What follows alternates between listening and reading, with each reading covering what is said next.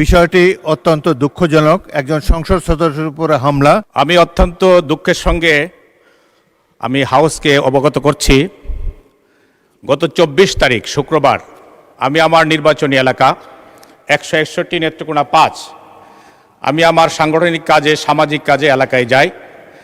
কাজ শেষ করে ফেরার সময় আমি একটি ফিলিং স্টেশনে দেখতে পাই প্রচুর গাড়ির ভিড়। তখন আমি স্বাভাবিকভাবে সেখানে দাঁড়ালাম, ফিলিং স্টেশনে আমার গাড়ি রেখে আমি মানুষের খোঁজখবর নিলাম। ইতিমধ্যেই মাগরিবের আজান হয়ে যায়। আমি ফিলিং স্টেশনের সেখানে নামাজের জায়গা, সেখানে নামাজ পড়তে যাই আমার লোকজন সহ। এই মুহূর্তে বিএনপির কিছু লোক যারা বিএনপির নাম ধারণ করেছে, তারা সন্ত্রাসী, তারা আমার গাড়ির উপরে হামলা চালায়। আমার লোকজন যারা সাউন্ড শুনে আসে তাদের উপরে হামলা করে, শারীরিকভাবে নির্যাতন করে। এবং আমি যে মসজিদে ছিলাম সেই মসজিদে গিয়ে আমাকে খুঁজে বের করার জন্য চেষ্টা করে। মুসল্লিরা মসজিদের দরজা বন্ধ করে দেন। সেই মসজিদের দরজা ভাঙার জন্য বিভিন্ন অস্ত্র দিয়ে তারা দরজার উপর আঘাত করে এবং আমাকে অকথ্য ভাষায় গালিগালাজ করে আমাকে মারার জন্য হুমকি দেয় এবং তারা আমাকে মেরে ফেলার জন্য চেষ্টা করে। পরবর্তীতে আমি শুনতে পাই যে সেখানে পেশাদার কিলারকে নেওয়া হয়েছিল যাতে আমাকে হত্যা করা হয়। কিন্তু মসজিদের মুসল্লিদের প্রতিরোধের মুখে তারা দরজা ভাঙতে পারে নাই বলে আজকে মাননীয় স্পিকার আপনার সামনে দাঁড়ানোর সুযোগ হয়েছে। না হয় হয়তো আজকে আমার জন্য এখানে শোক প্রস্তাব আনতে হতো এবং আমার জন্য হয়তো আপনারা 1 মিনিট নিরাপত্তা পালন করতেন। মাননীয় স্পিকার, আমি আপনার কাছে আমার নিরাপত্তা চাই, আমার পরিবারের নিরাপত্তা চাই।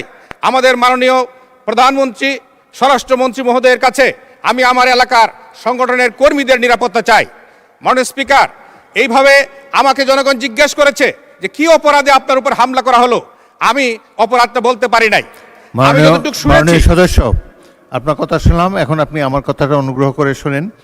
আমি পত্রিকায় দেখলাম যে আপনার এই ঘটনায় একটি মামলা হয়েছে এবং পুলিশ 9 জনকে গ্রেফতার করেছে। মাননীয় স্পিকার, পুলিশ যাদেরকে গ্রেফতার করেছেন তাদের মধ্যে একজন শুধু তালিকাভুক্ত আসামি, বাকিরা সবাই নিরপরাধ।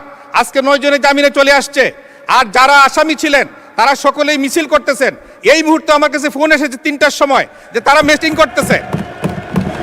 ওকে, মাননীয় সদস্য, অপরাধীরা ঘুরে বেড়াচ্ছে। মাননীয় স্পিকার, আচ্ছা, আমি মাননীয় এসপি মহোদয়কে বলেছি যে অপরাধীরা প্রকাশ্যে ঘুরে বেড়াচ্ছে কিন্তু তাদেরকে গ্রেফতার করা হচ্ছে না, তালিকাভুক্ত আসামিদেরকে। মাননীয় স্পিকার, আমি আপনার মাধ্যমে আমার নিরাপত্তা চাই এবং আসামিদের যেন গ্রেফতার হয়, তাদেরকে উপযুক্ত শাস্তির ব্যবস্থা করা হয়। আমি আপনার কাছে সহযোগিতা চাই। ধন্যবাদ মাননীয় সদস্য, আপনি দয়া করে বসুন।